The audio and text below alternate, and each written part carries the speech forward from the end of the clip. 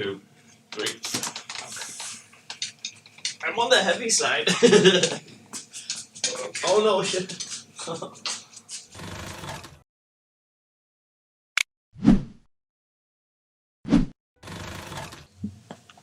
What time does Santell get here? Soon, I think. Soon? I would love to know a specific time. 10 a.m. 10 a.m. is a good time.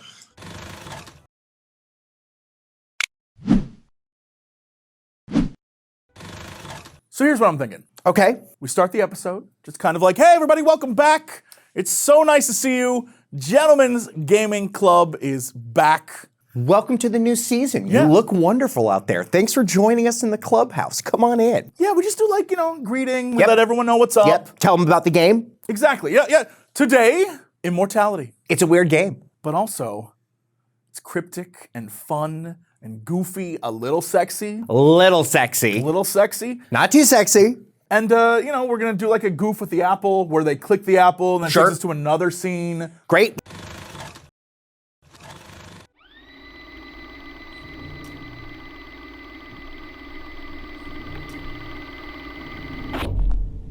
It wasn't hard to see it coming. Many did. The return of Gentlemen's Gaming Club. I tried to make good episodes. With each one, I tried to make it perfect. I wanted to make the case for fun video games in a medium that was more entertaining, precise.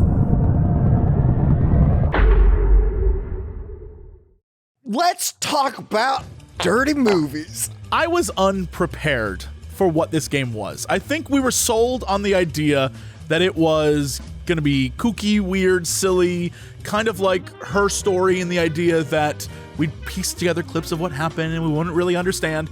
Nowhere in my understanding of this game did I think it was gonna be lots of boobies, So many boobies. tons of sex. And sex both performative and intimate. And the second kind are the scenes that messed me up. There's a moment where she has sex with the cameraman. Yes. And it's like A camera make it- test. Make it look like it's part of the movie. And I'm like, bro, what is happening right now? To the children who don't know what the world was like before the internet, Yeah. there were booby movies. You wouldn't get to rent them with your parents. You might get an artsy movie like, ooh. You think they stopped making booby movies? I'm specifically talking about the 90s. At 11:47 on Cinemax, you would see Right, sexy spies. They're spies. Sexy pirates. They're pirates. They're pirates, but even sexier at Right. killing. Sexy cowboys. Actually, I remember one movie. I did watch it. It was a sexy cowboy movie. Cracked me up. I saw a spy movie. I saw some movie where adults were having problems with their relationship, so of course they Right. fuck all their friends. Right. These movies were zero plot. There was nothing in them that felt of any substance. Sure. You were waiting for the women to expose their beautiful, very voluptuous double Also D very, breasts. very fake. Very fake. Oh, the like 90s. 90s fake, yeah. Ah, just plastic everywhere. Plastic Yeah. credit cards, plastic ticks, plastic everything. This wasn't that, Jesse. The game at first glance looks bad. And the scenes I thought like, oh, these are going to be just good enough for a video game. B-rated. False. And in its entirety is where you see the work that they put in. This game, acting-wise, brilliant. These actors are way better than any FMV game deserves. They're so good. So, this is a chemistry test, Mr. Greenwood. Usually when I do a chemistry test, it's to see if the girl works with me. I feel under pressure. To show a casual audience who doesn't understand how movies get made, yes, in a bungalow somewhere on Warner Brothers, a bunch of actors moved a bunch of desks and are pretending to do a movie because when we are on set, we are filming the movie. There's no time to mess around. Right. Right? Those felt intimate and weird and like a fly on the wall. And the movie shows all the different types of like how you would get booby movies made. And it's presented in this game the course of time and the way that sexuality in women is portrayed throughout the 60s, 70s, and then much later in the 90s. It's fascinating to see this woman go on this path. There are layers to this movie. Like many Is it a layers. movie? You're right. We keep saying movie because it's straight up you're watching clips, but it's a game. When you first start the game, you know you're in for trouble when the title screen is the name of the main character, which is Marissa Marcel is on the screen, and then you press any button, it flickers and says immortality. And already I'm like, bro, this is gonna be some weird stuff. As you hit the cursor up and down, she goes back and forth on the screen. Yes! I loved that, because at first I was like, is this a glitch? What is this? So it's okay. This is gonna be a weird, trippy thing. I did not know how weird and how trippy we were going to get, because when you jump in, you are simply presented with a ton of different clips, anywhere between 30 seconds to 5 minutes. I would say that at first glance, the game feels overwhelming. Yes. And it feels like a slog. Then you start touching things. Once you pick a clip, or any clip, doesn't matter because there's no starting point. Each clip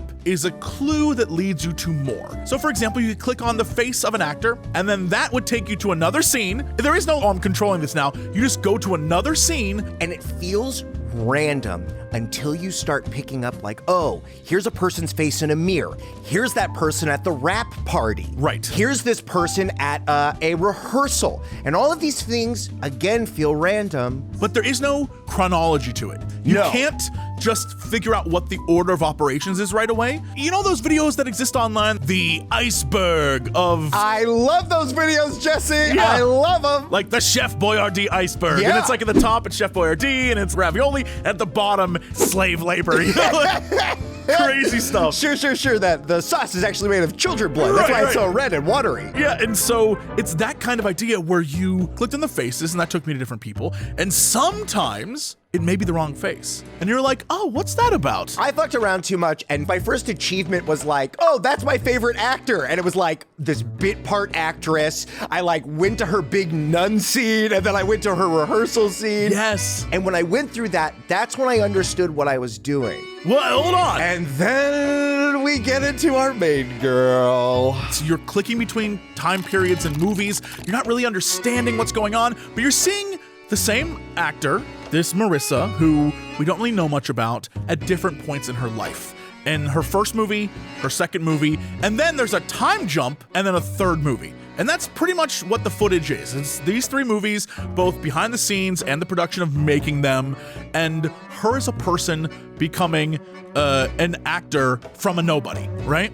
I thought that these movies were going to be poor caricatures of what they were trying to portray, but oh boy, the graininess of that 60s movie looks like a Ben-Hur Sword and Sandals movie. Sure. The 1970s movie where it's like kind of Dressed to Kill, right? It's kind of De Palma, it's not. Yeah. Right? That main character, you could almost see Clint Eastwood. He Yes. would never do those things. He would never do those, but maybe he would. And then we get to the third movie. Very 90s movie in the fact that it reminded me, there's a movie called Double Jeopardy, I think it is. Yes, with where she can't be held for the is same it Morgan crime. Freeman and No, Morgan Freeman did all the other ones. He did Along Came a Spider and the other Yeah. fucked up movies. Yeah. Silence of the Lambs came out and people were like, oh, we want to see hot women get tortured. After playing this in its entirety, for what I feel is its entirety, this game is a love letter to David Lynch. You fuckhead. That is the stupidest thing you interpreted there. It is very Lynchian, because here's the next level of this iceberg. As you're going through, and you can start anywhere. You can start the very first clip, which is like her being interviewed by fake Johnny Carson. Oh, FYI, the game has great performances. The worst performance in the game is fake Johnny Carson. That almost turned me off of the entire game. I love fake Johnny Carson. Hated fake Johnny Carson. Oh, fake Johnny man. Carson is the worst actor in the game. His voice is dumb. Oh, I love Everyone fake else Johnny in the Carson. game is their own thing. He's very clearly referencing Johnny Carson. He should have not been Johnny Carson. He should have been a different late night host. And so you see him interview her. It's the very first clip. And in this clip, we get the hint of the first level of this iceberg, which is, it is kind of an indictment of Hollywood. When she's young and she's innocent, and all of these men in their 40s and 50s are like, so dear, how old are you? And she's like, 17 and 10 months. Ah, perfect age. You may show signs of intelligence, but are not yet old enough to think you know better than your director. They very clearly tell us she is 17. and every guy who's an older character is DTF. Every single one of them, from the guy who's sort of the casting director / producer, who very much reminds me of that dude who was accused of all sorts of creepy stuff with all the Nickelodeon kids. Maybe it was the Disney kids. No, it's the Nickelodeon guy. It's that foot guy. The foot guy, yes. But also, when she's on set, there's the lighting guy who ends up being the director of movie 2. He's the DP, director of photography. Yes, in the first movie. Yes. He's the guy who kind of molds her and like... He is the bad guy. Oh, 100%. He is the groomer. Now, mind you, the gross part about this is she gets handed off from groomer to groomer Yes. to groomer. And Jesse, we haven't even talked about the ghosts yet. Well, hold on. We haven't even that's talked about further down the iceberg. vibrating controller. It That's further vibrates. down the iceberg. Okay. We gotta do it like one of those iceberg videos. It's okay. I didn't think about that. Okay, we're iceberging We have it. to iceberg it. And mind you, in all of her scenes with these people, she is hot to trot. And that's fascinating because we see her growth between movie 1 and movie 2 because something happens in movie 1 to her that is so cool as you watch through it, where she as an actor starts off innocent, and they love this innocence. And what they want to do in sort of a perverse, porny, call me daddy way is all these men are like, she's innocent and beautiful, and her first movie is going to be a movie where she is a sex pot trying to seduce a priest. Yes. And we want her nude, and we want her to be nasty, horny. Right, and that the sin comes from her. She is the dirty little sex pot. Yes. This thing there's just women out there in the world that you could just pluck like a rose, and this one just happens to be the one turned to 11. And what ends up happening is she, as an actor, at some point, and you can see it happening, I don't know if there's an actual moment, but at some point she decides, if this is who the character is, I'm going to be the best damn version of this in order to take back some agency in what's going on, where all these men are trying to tell her what to do and what to be, and she decides, I will take back my sexual agency. And so she goes... She kisses the Jesus-looking priest, who's very Jesus-y, right? He's Right. very Oh, yeah. Jesus-y. Yeah. She kisses him before the cake and after the cake, even when they say cut, and they're like, oh, look at her. She's looking directly at... Like, she knows she's flirting with the camera. When he's plowing her from behind, all of a sudden, they keep commenting, stop looking at the camera. What are you doing? You're trying to seduce the whole audience with your eye. It's very porny, but we have the added subtext of the director of photography behind the camera is the one she's actively trying to seduce as well. Yes, and that is where we find the first layer of all of this, because I feel like as we go through this movie, we then start getting to see the behind the scenes footage of their private life. Jesse, as soon as that happened, the game got me. This first movie, Ambrosio, named after the priest Ambrosio. I want to see it! After going through all the clips, I feel like there's actually a good movie there. I know we mentioned late night, low tier Skinamax. This is more like...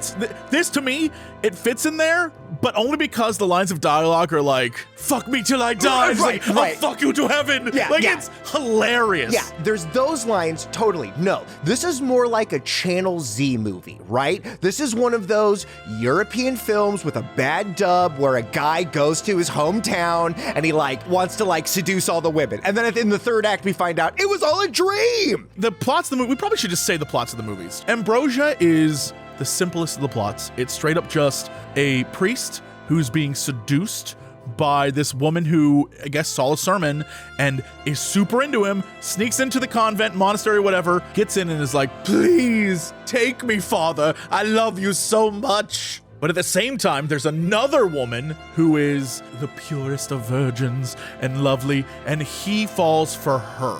And so there's this weird, what relationship will he choose? Who really are these people? And then, of course, the beautiful young woman dies. Devil magic. Devil forget magic. It's devil magic. It's a morality tale. In the end, the devil shows up and is like, look, if you sign your soul to me, I'll make all this go away. And then he does, and then he ends up in the desert, and the devil's like, ha ha ha, gotcha, bitch. Yeah, it's funny that we've now come full circle on it. It starts like a European sex romp, but you can very much feel that Rosemary Baby vibe. Yes. Right, because it all becomes very real within the world of the film. And at the end, the last shot is him just kind of laying there in the desert with his eye, and he's in hell now. Right.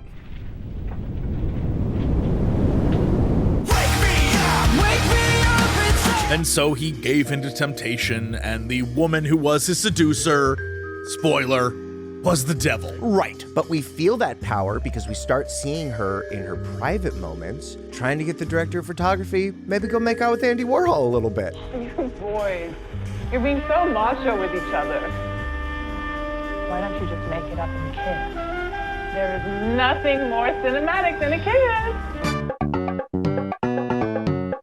And that continues into the next film where now he's in charge, but she, knowing that he's in charge again, I think her as a character, she likes the feeling of controlling this man because all these men try to control her. Yes. So she controls this man, and what ends up happening is while they're filming, she starts flirting with her co-star. And the plot of the second movie is a guy is killed named Minsky, and he's a famous painter, and the detective who shows up is like, man, this guy got his dick cut off, and he's weirdly portrayed on the ground. It's almost like a work of art. Let's go talk to his partner. And his partner, Franny, the Muse. Right, is this character who, in every artsy movie, there's always the one woman who's definitely having sex with the artist, but also is like, something suspicious about her. It fits in that kind of weird thriller vibe. You talk about murder a lot. You seem like you're really interested in murder all the time. Yes. Yeah. And she, of course, begins to seduce this man.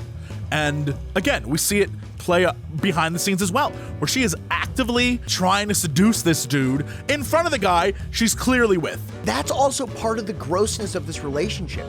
He watches her through the lens Yes. and puts his influence. Kiss him a little bit harder. Kiss him like it's real. How would you kiss him if it was me? We should state, none of these movies actually get finished. Well, I'm excited to see this new movie. Oh, you have to tell me what you think. Yeah, must feel like a new start for you. Can you talk about what happened with your previous movie? Yeah, these are all cursed films, if you will. This actress's entire career is cursed films. And so this movie, the reason why it's cursed is because behind the scenes, the two men start falling in love, real time falling in love, and she pushed them there. Yep. And now she realizes that she has all this control, but it's gone all of a sudden again. Just once again, she fought for the control, and now she's lost it, and these two dudes fall in love. And so, behind the scenes, on set, during one of the shots, she points the gun at the dude, and it goes off, kills the lead actor. A terrible tragedy that unfortunately has happened in Hollywood multiple times. Recently, times. Yeah. I feel very sad about what happened to Carl Greenwood. I don't blame John or the crew or anyone else. I really wanted this film to be good, but it didn't work out, and I need to go away. And so that movie, gone. And then 20, 30 years later, she reappears. She disappears. We do not know what happens to her after that moment. And she now is filming another movie with the same director of photography as the director. Yes. Not explained, no reasons why, and she looks the exact same age except with the blonde wig. That's when things got weird. The first part of the game, I was like, yep, I can see where we're going. I can see all of this. Then that devil magic gets in there, Jesse. She doesn't age a day. She hasn't aged a day. And the plot of the third movie, which I think is the most interesting, because I think it starts to peel back the onion a little bit. This is when the imagery of mirrors really popped up and they start talking about reflections not being real. Yes. So this movie's called Two of Everything, and it's about a musician and a pop star named Maria, and again, played by Marissa. And in the midst of a comeback where she's ready to take on the world again, she finds Heather, who is a twin, a copy of her. And she realizes, she can't do everything she used to do way back when. So she's gonna have this copy start taking over little things for her. Go to this movie awards. Go stand on this red carpet. You don't have to talk. Just go do this thing for me. And then she realizes she's very good at it. And she's really like, you good can at do more. it. You can do more of this for me. Just be more of me. And so eventually she's offered by some billionaire guy $10 million to show up at a birthday party. Yep. And so she's like, I don't want to do this. Heather, can you do this? And she's like, sure, okay. So Heather goes to the party, and they're at the party. The billionaire tries to seduce her, and he assaults her. A long seduction. From a limo to an elevator to a penthouse. The majority of this movie is this seduction. Right, and he keeps trying. She's like, no, because again, it's not Maria, it's Heather. And Heather is like, please stop. And what ends up happening is she escapes and goes to the wife. And the wife is like, I'm aware but he's a powerful man, and there's only so much you can do to powerful men. And so the wife has her killed. And the next day, Maria sees on TV that Heather, well, actually herself, is dead. Herself is dead. And so, in 90s thriller movie fashion, she's like, I need to avenge Heather. Yeah, of course. And so she sneaks in and like holds a gun to the billionaire, and the billionaire's like, it's my wife had her killed. And so then she goes and kills the wife in the same spot that Heather was killed. Right. And that's the film. And then at the end, she goes on to live a life of like, I'm just a small town guitarist. Yeah, she restarts herself again. And a movie doesn't actually happen. It doesn't get made. It exists, and we have the footage, but it doesn't actually get put up on screen. Right. And that's kind of where it ends, except there's one last totally bizarre scene. I guess we can spoil this. It's fine. The reason it doesn't make it to the big screen is she dies on set. Dies. Over the course of it, starts to kind of like come apart. She's doing too much. She started bleeding out of her nose. Something's clearly wrong with her. It's very bizarre, but also something's kind of wrong with the director of photography too. Eventually, he's no longer even in the footage. Right. Did he die? What is going on here? And so she dies on camera, and it's very, very weird and bizarre because the death is like blood's running from her head underneath her wig. And you're like, wait, what? And then she falls over on the bar where they're filming, and it's kind of like, okay, I have no idea what I just watched. I don't know what this is. But then you see footage of her on fire. Yes. And some other woman is there. And that's, my friend, when we get to iceberg level number 3. Did you not run into the ghost woman until you had gone through all the footage? No. I definitely did. One of the things this game does is that if you click on a face and then it takes you to another face, it'll put you anywhere in the footage. Anywhere. It doesn't start you at the beginning of the scene. It starts you, it matches the face. It's like face to face. It matches. And so it's like, all right, well, I want to see what this is about. So when you click rewind and you go to rewind the footage, you can do it at different speeds. But at a certain point, it's like another image is there. And it's this woman. The ghost woman. And she kind of look at you weird. And so when you play with the controller, it gives that feedback of like, something's wrong. This is weird. And if you line it up just right, the scene changes. And so the very first thing you get is the interview with fake Johnny Carson. And in that moment, if you rewind to the right moment, the interview is now not with our main character, Marissa, but now with this other totally different person. And then like a second person over the course of this game, there was just another story happening in the game, dude. What I thought was a passive video game that I was going to watch a series of clips and then report on to you like, oh, this clip was good, this clip was bad, I thought this person's acting. All of a sudden, the game becomes a very active, and scenes you already watched, you now have to rewatch again to find these moments. And sometimes the ghost woman, only you'll see spinning in a background, or you'll see lighting on her face, and we'll maybe see a different emotion, or emotion that betrays what's going on in the scene. Then you start unlocking otherworldly interpretations, ghost scenes, things we're not supposed to see, almost the inner psyche of what's going on here. We see Marissa and all of her friends, and then the scene is completely redone with this other character, the One, as they're called. It goes from being a mystery to a horror game. Yep. Because these characters stare directly at camera when they deliver lines, and they even acknowledge you watching, and they talk about metaphysical stuff. The things they say are bizarre and strange and don't make a lot of sense. Going back to the scene where they're being interviewed by Johnny Carson. Yeah. Their version of the interview, he's talking to them like they're definitely there and they're definitely having a thing. And the two of them, because there's the one and then there's the other one. And the two of them have conversations like, oh, yeah, no, I mean, we've been doing this for a while, and we tried to tell the greatest story ever told. And he's like, oh, what's that? And there's like, we tried to elevate you, but it didn't take. You died for our sins?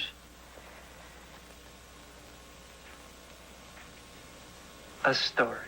Admittedly, I was like, I don't know what any of this means, dude. That's the best part, because as soon as I ran into it, I was like, oh, whatever I thought was going on, nope, I gotta put a new lens on this. Yes. Almost at one point, it's like, is this the true intentions, or is this the specter of cinema? Which is where I eventually landed, because at first I thought, oh, this is her in her 60s now. Right, like this is the old version of Marissa. Right. That's what I thought it was going to be. But then sometimes it betrays you, because then the other sometimes plays in the second interview clip.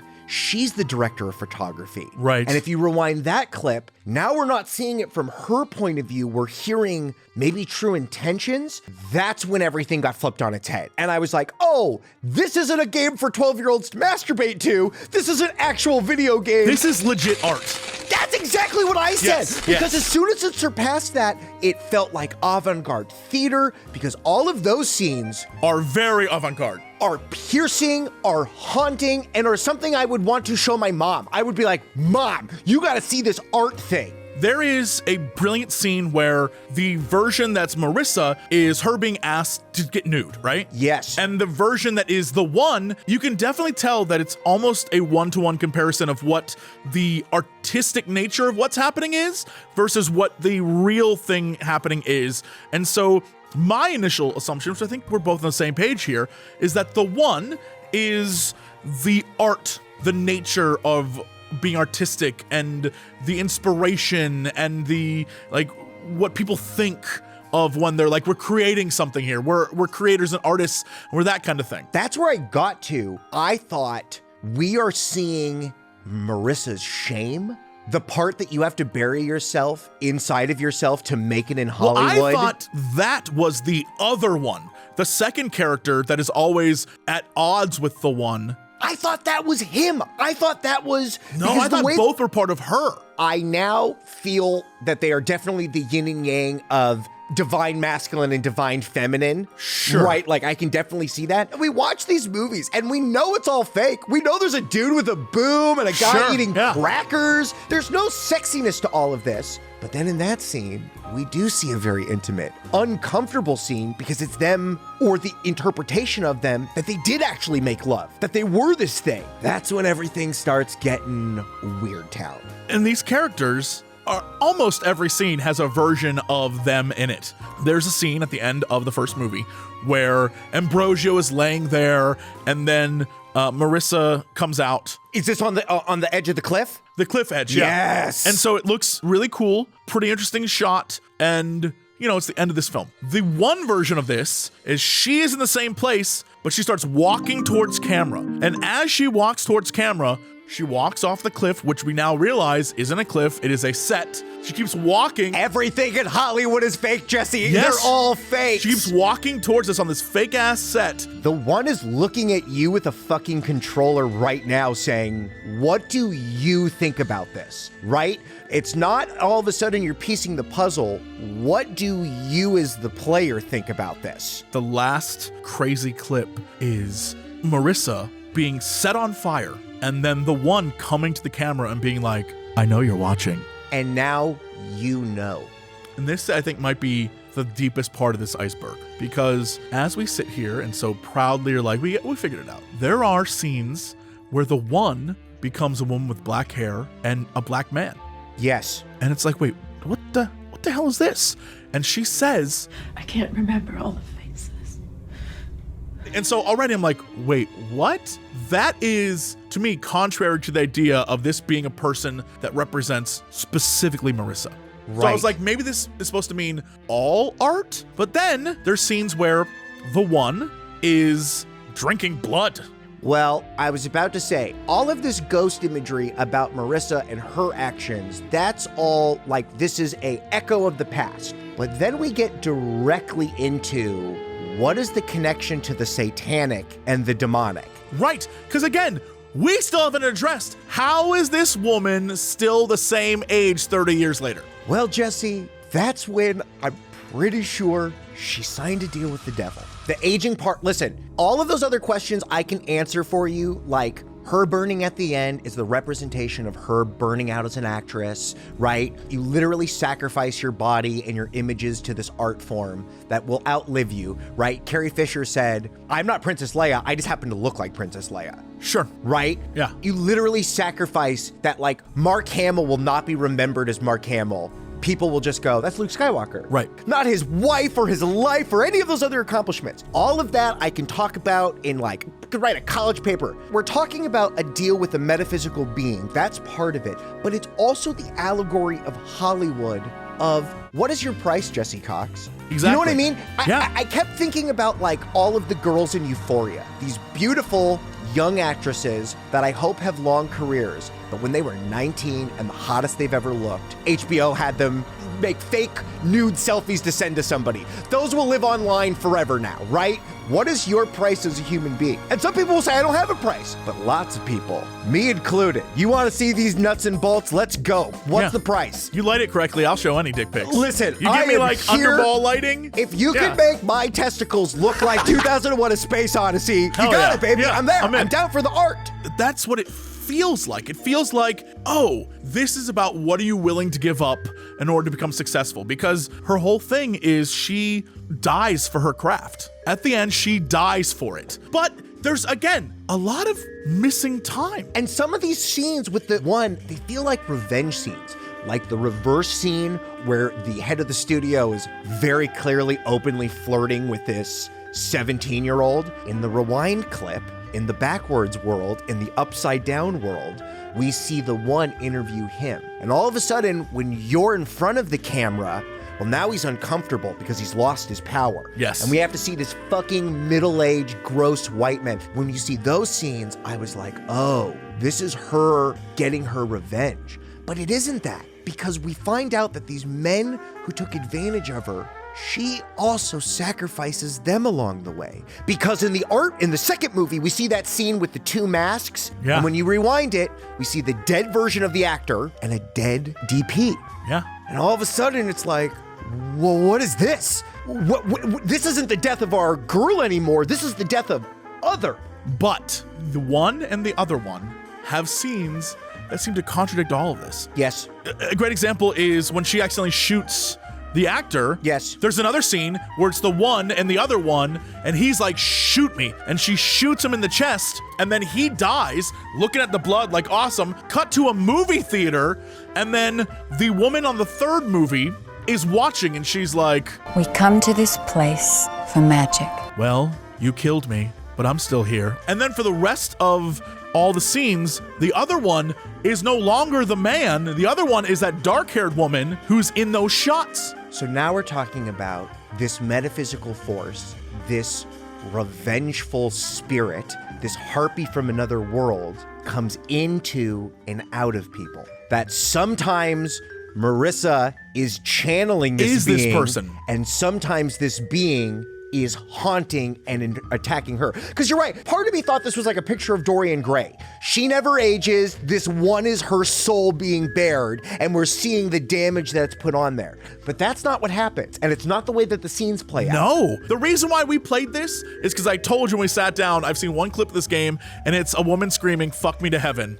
And I was like, that shit's hilarious. We have to play this game. Made me play other games that I wasn't excited, and then I played the game and I realized I was right. This game I wasn't excited for. I can't wait to tell people, you gotta try this game. This is doing something that's not there. And much like everything else, you have to put time into it. And even then, if you're like me, I went online and tried to find like, what could this possibly be? And I stumbled upon a video titled Immortality's Best Moment is a Secret. And I was like, what did I miss? Click. Jacob Geller, I just want to say, you're the smartest man ever. Honest to God. Here's your diploma. You're an honorary gentleman gaming club. Here's your pin. Welcome to the club. You're in it. There's two scenes that I could not make heads or tails of. One of them is when the one on a black screen is literally just singing a song. Yes. Candy says. Because it's a song, Candy Says, that is apparently about Andy Warhol, one of his muses, who was a trans woman, and the version of the song is being sung, I believe, by a trans person as well. That person who name escapes me is a very famous person. I also believe like Walk on the Wild Side, right? Like all those people that were hanging out with Andy Warhol. Well, this person's name is Candy for sure. Oh, okay. And there's at least on the Walk on the Wild Side, I believe Candy is mentioned in that. Yes, part of that crew. Yeah, and so the one is singing, but not, her mouth is not moving to the lyrics. Right. But the lyrics of that song, when you deep dive them, are very interesting about art and the art world. And so what does this mean? Why is this here? In Jacob Geller's video, he posits that the most important scene is this scene where she's singing, and how really, truly, the story of this game is not the fact that they are this woman who made 3 movies that never got released. But also, literally what this story is about is this sympathetic story about the one who is this creature beyond space and time. Maybe the blood drink is part of it, maybe not. But the young woman we know as Marissa, black and white, in a field, dead. She's dead before she ever comes to America. And the one is like takes on her body to create art on her behalf. She's a soulless vessel that the Dionysus spirit of art has embodied. And so she comes to create more art.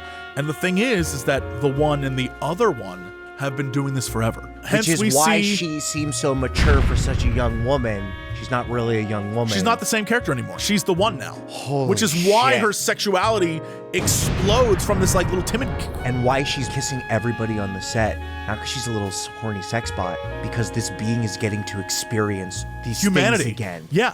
Holy shit, Jesse. And Jacob Geller, I'm just gonna, I want to give you a high five because this blew my mind. Didn't even think about this shit. Then the other one is the one's like comrade in arms, been there from the beginning.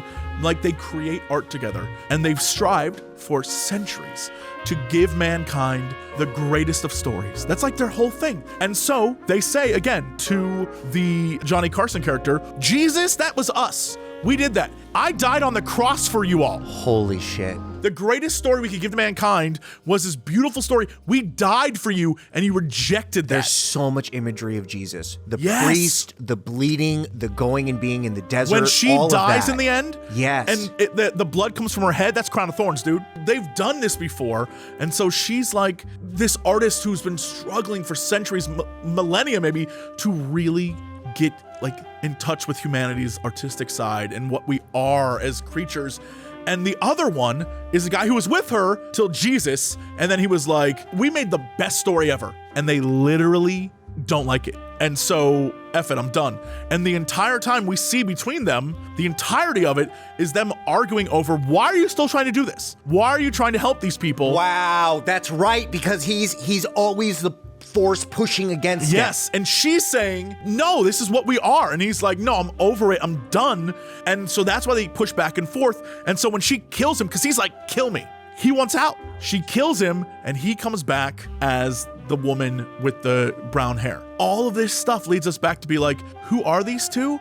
Maybe in the end it doesn't matter. Maybe they are vampires. Maybe they have been here forever. Maybe they're like angels. Who knows? It doesn't matter, because at the end of the day, one is pretty like pro, I'm trying to tell stories, I'm trying to entertain, I'm trying to like create art for these humans, and the other one's like, F it. They don't deserve any of it. And let's move on. And this is the critique of us. The game is literally critiquing us right now.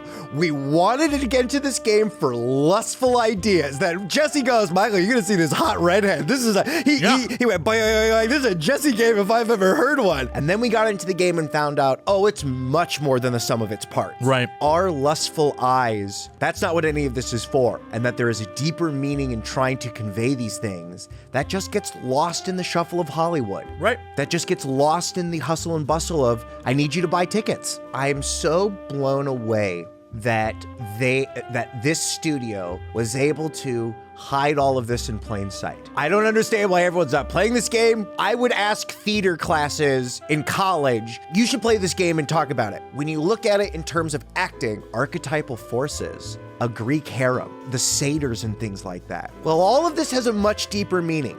And even in Hollywood today, we're telling the exact same stories over and over and over again. Plato said theater was dangerous and needed to be controlled. Go back to ancient Greek theater. Who are the people that are seeing ancient Greek theater? Citizens. Who are citizens? The citizens are people that pay taxes. They are not slaves. They are part of this world. What do all those Greek tragedies tell?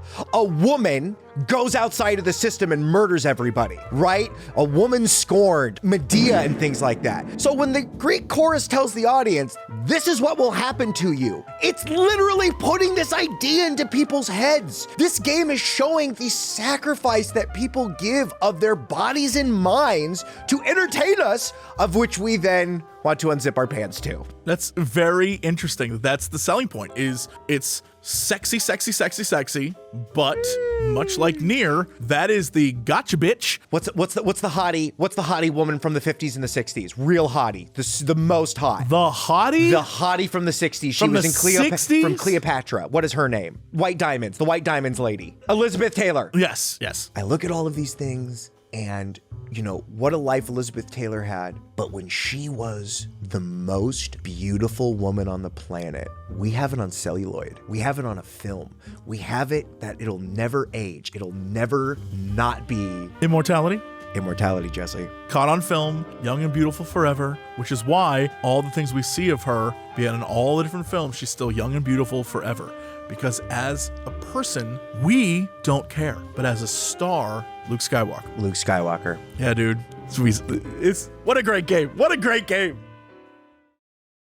So the ending, what I'm thinking is, okay, we do kind of like a background with the fire chair scene. Fire's coming everywhere. Yeah, and we kind of like do a spoof on that. And then maybe you give us a sort of like an acting kind of quote thing, because the whole thing's about, you know. Sure. All the world's a stage, and all the men and women are merely players in it. And they have their entrance and their exits. The beauty of humanity is in its being finite. All shows must come to an end.